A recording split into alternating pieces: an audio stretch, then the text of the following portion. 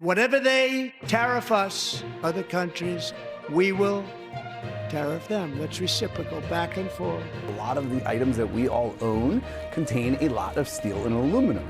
This is going to impact Even though you didn't request a trade war, you already have it. Everything costs extra, including your rent, petrol tank, and grocery bill. One signature in Washington and one counterpunch in Ottawa marked the beginning of it. We are all now forced to pay the price. This has nothing to do with right or left. This has nothing to do with politics. It's a matter of survival. This is the unpleasant reality that nobody wants to acknowledge. They are not punished by tariffs. They discipline you. The expense of taxing Canadian lumber, steel, or aluminum in the U.S. is not merely recorded on a government spreadsheet. It increases the cost of your automobile, the bridge you drive over, the deck you build, and even the beer in your refrigerator. When Canada retaliates, it does so with force. However, your wallet bears the brunt of the damage. Consider Buffalo, Fort Erie, Detroit, and Windsor, and the border. Factories have been using the line as a corridor rather than a wall for decades. One Ontario-stamped bolt travels to Michigan, joins an engine, and eventually finds its way into a truck parked in your driveway. Your house is framed by Canadian lumber. Your lights are kept on by Canadian energy. The food on your table is grown using Canadian fertilizer. However, adding a tariff to that system pulls a thread and the entire sweater begins to disintegrate. It's not the little brother in this battle in Canada. Most Americans are unaware of its power. Medicines, aluminum, wood, crude oil, and auto parts. These don't come from abroad. They serve as lifelines.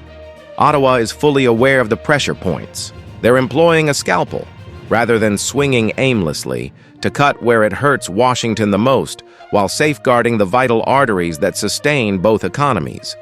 Swing state jobs, bottlenecks, and brands. However, ordinary people are being crushed between the pieces as leaders play chess.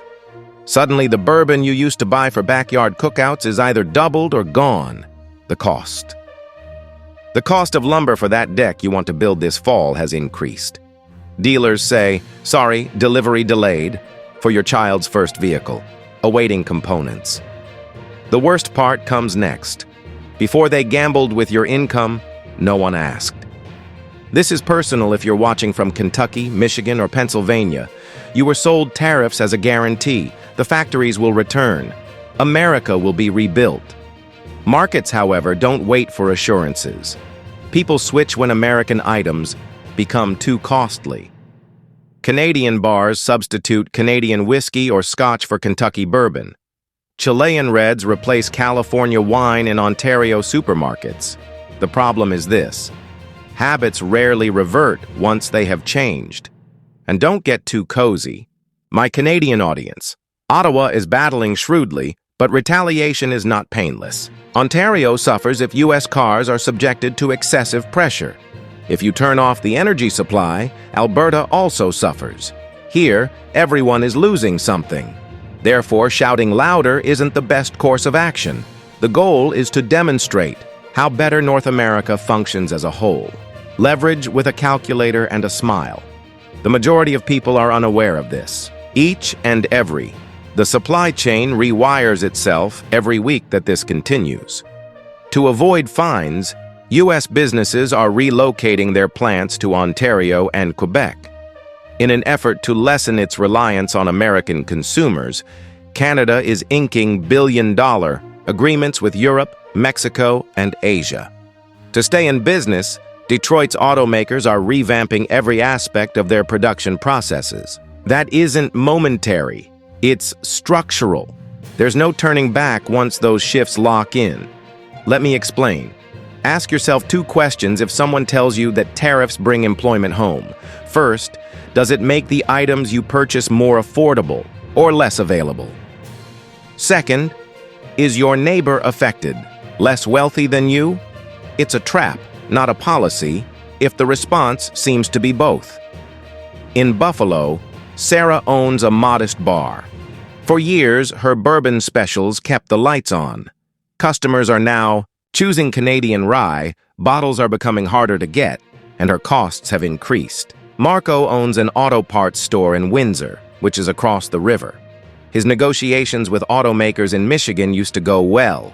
Delays can now last for weeks. Political slogans don't matter to Marco or Sarah. Surviving the month is important to them.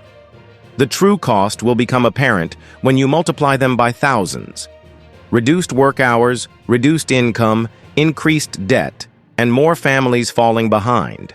The numbers don't lie, let's face it. Almost 60% of U.S. oil imports come from Canada. Canadian lumber is used in the construction of over 30% of U.S. homes. Canadian parts power tens of millions of automobiles on American roadways. Tariffs have an impact on more than simply balance sheets. Dinner tables are shaken by them. It's not necessary for this to get out of hand. The remedy isn't about who can strike more forcefully. It's about who can think more strategically, collaborate, protect supply chains, identify the bad actors, and make real investments in North America's infrastructure, energy, skills, and strength. In this way, you can cut costs without sacrificing pride. Protecting employees in this way keeps families from becoming bankrupt. Thus, I would like to hear from you. What has changed most where you reside? Whether it's Toronto, Texas, Calgary, or Cleveland.